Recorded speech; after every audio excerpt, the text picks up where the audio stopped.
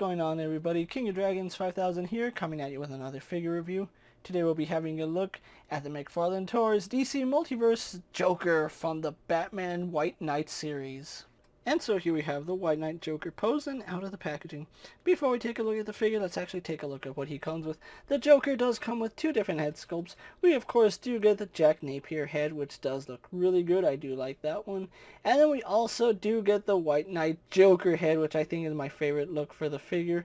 He also does come with his long-barreled revolver, which does fit in either of his hands, and that looks really good. And then he does come with a Multiverse display stand.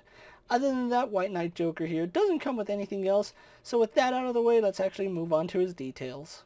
So here we have a closer look at the White Knight Joker, and I have to say McFarlane has done an absolutely wonderful job with this figure. I do like the way it came out.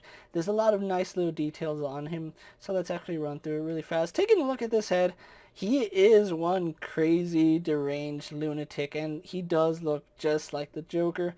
I'm pretty sure you can customize this head to look like just about any form of the Joker. They did a really good base for the character, so if you're looking for a good Joker head, this is actually one of the better ones. I do like it. Now, something you will notice is that he does have two different colored eyes, which I think that's really interesting in the White Knight series. I really do like the fact that his makeup doesn't look all that clean. It looks like he just kind of splashed it on really quickly, and that's pretty much how he got it. It's not at all clean. It's not symmetrical. I like that. And his hair is all messed up. I really loved the messed up hairstyle right here on Joker. I think it makes this figure look really awesome. We also do get the Jack Napier head, which is right here. Now, unfortunately for mine, you can kind of see that his eyes got printed not correctly on the molding, but if you turn his head like that, it looks completely fine. We have no issue, but when you look at it dead on, you can obviously see that his right eye is kind of printed down and toward the nose, where his left eye is printed further from his nose. I think that's a pretty good look, and if I were to display him with this head, that's probably how he's going to stay. But focusing back on the Joker, you can see he does have the GTO stamped right here on his chest. He does have the Gotham City Police shield right there. Interesting enough, it does have the Napier name tag right here, although it's not painted. I'm kind of surprised that it isn't painted. We have a little walkie-talkie here, or at least the part that he talks into, and then you can see some detailing right here. We have some straps on top of his bulletproof vest, and then you have the cord in which the walkie-talkie goes into, and here is the radio itself.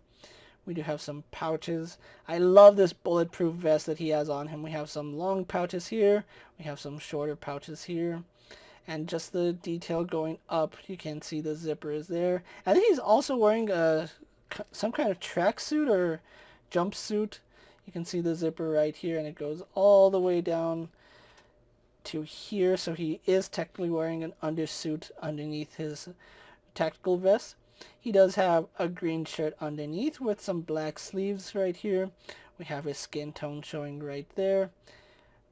Militaristic gloves that he has on him right now. Really like that design. And then we do have black pants with that same green line going down the side, so that's a really interesting look. I do like the fact that it deviates away from the traditional Joker, and the White Knight series does that, in which Joker is actually the good guy. Batman isn't, so that's one way they separate themselves in the White Knight series. Really do like the detail underneath his boots. That's really nice.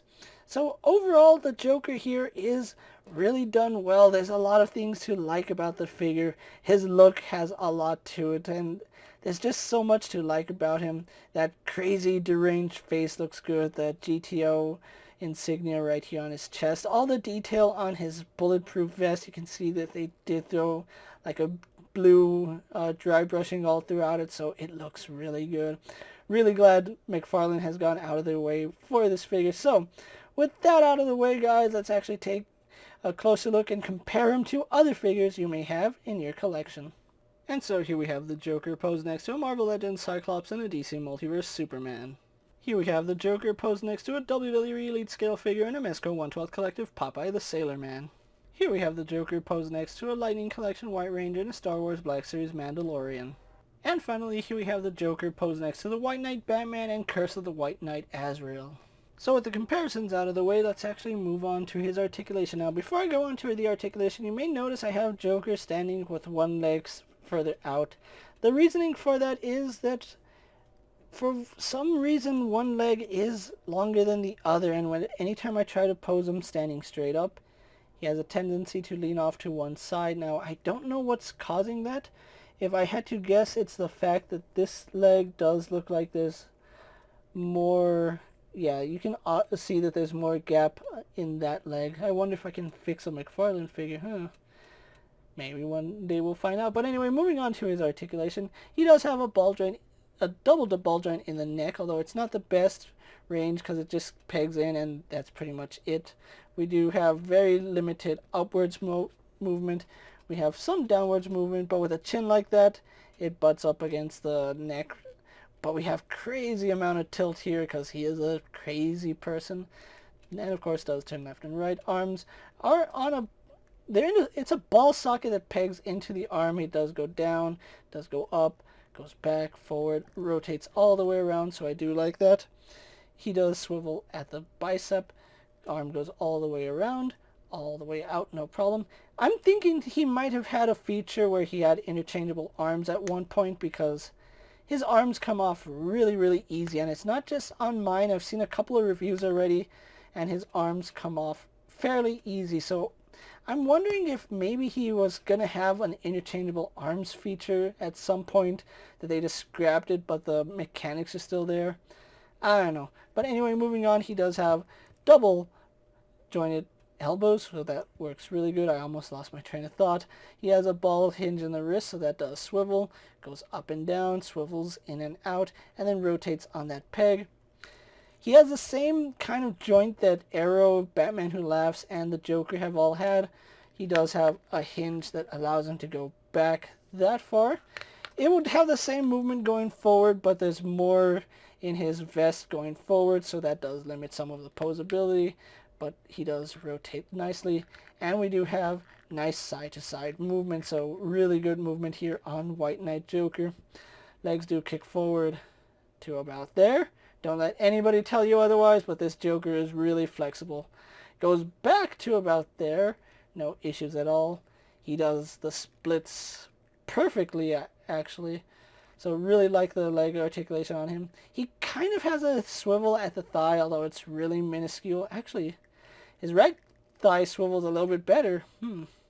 Maybe that thigh is a little bit lower. That's probably why he's getting better articulation there. But anyway, double bend in the knee going all the way to his back. He's kicking the small of his back. How many people can do that? Not a lot. That's how many.